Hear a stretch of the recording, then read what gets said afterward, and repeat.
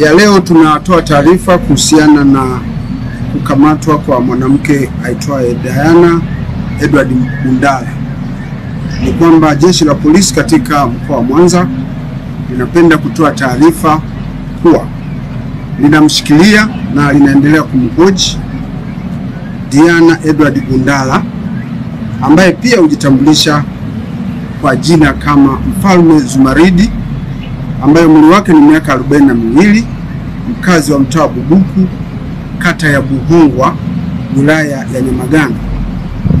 Mwanamke huyu ambaye ameyageuza makazi yake kuwa kanisa anatuhumiwa kuendesha shughuli za kidini bila usajili na kufanya mahubiri kwa waumini wake kwa sauti ya juu katika eneo hilo ambalo ni makazi ya watu na kusababisha usumbufu kwa majirani wanaoishi karibu na makazi yake hayo.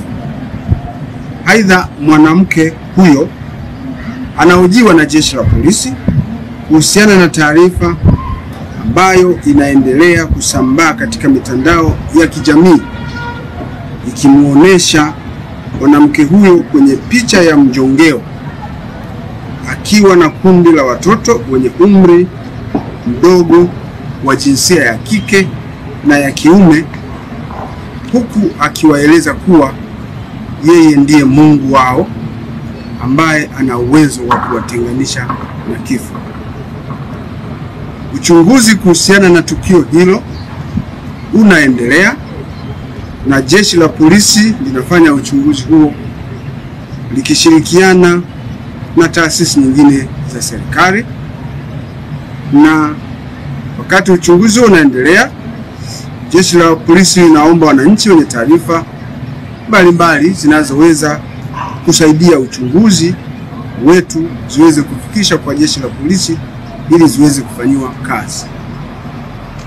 Uchunguzi kuhusiana na tukio hilo utakapokuwa umekamilika, hatua za kisheria zinazostahili zitaweza kuchukuliwa dhidi ya mwanamke huyu. Jeshi la polisi katika mkoa wa Mwanza, wakati linaendelea na uchunguzi kuhusiana na taarifa hizi, tunawaomba wananchi wawe na utulivu na kutupatia nafasi ya kuyafanyia uchunguzi haya. Mwanamke huyo ameshikiliwa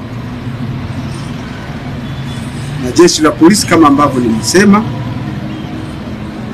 na ataweza kupewa dhamana kama ataomba kupewa dhamana. Atawasiliana na ofisi ya upelelezi mkoa wa Mwanza ambapo taratibu za kisheria zitafuatwa, naye ataweza kupatiwa dhamana kwa mujibu wa sheria za nchi yetu.